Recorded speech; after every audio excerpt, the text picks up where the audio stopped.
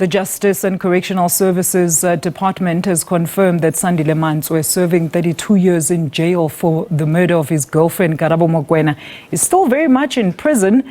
The department says at about 4:35 p.m. on Monday, it asked for an assurance that Mantsoe was indeed still behind bars. Well, this comes after social media posts alleging Mantsoe had been seen in Johannesburg and Cape Town. Joining us now via Teams is Sandile, a man who has been wrongfully identified by some social media users as Sandile Mantsoe.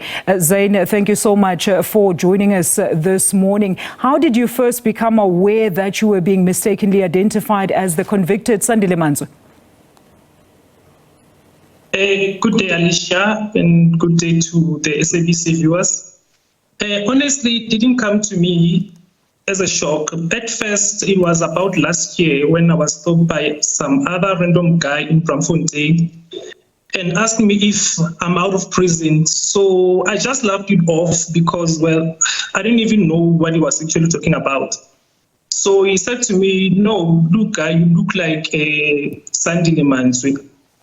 So I just took some time to Google who's this guy. That's when I realized that the guy made up a young woman in an hotel room and then smuggled her body out of the hotel room in a rubbish bin.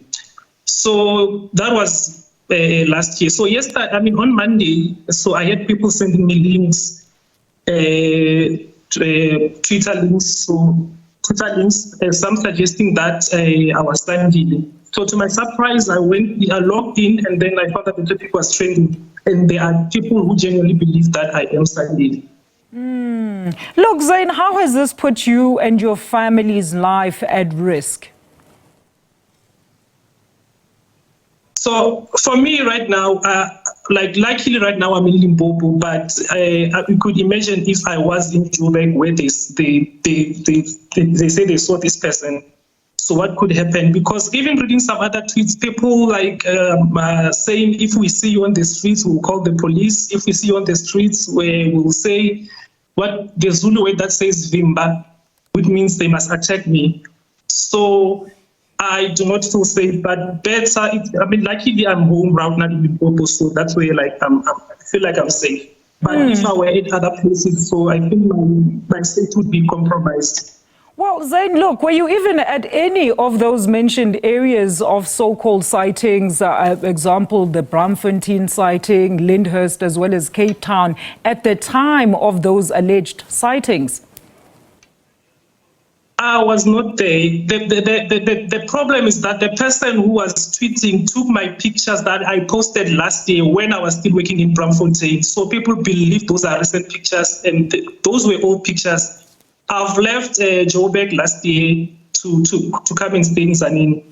And I've never been in Cape Town. All right. And the Department of Correctional Services has, of course, dismissed these allegations. Does that put some ease to you and your safety concerns?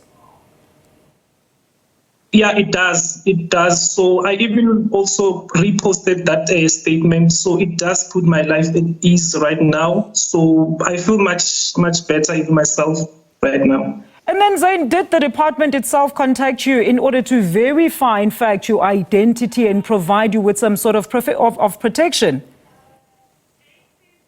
No, they didn't. And I feel like that's something that they should have done before this thing even started trending on Twitter. All right, Zain, thank you so much for your time there. That is Sandile, who has been falsely identified as convicted Sandile Mantsoe, giving us his side of the story.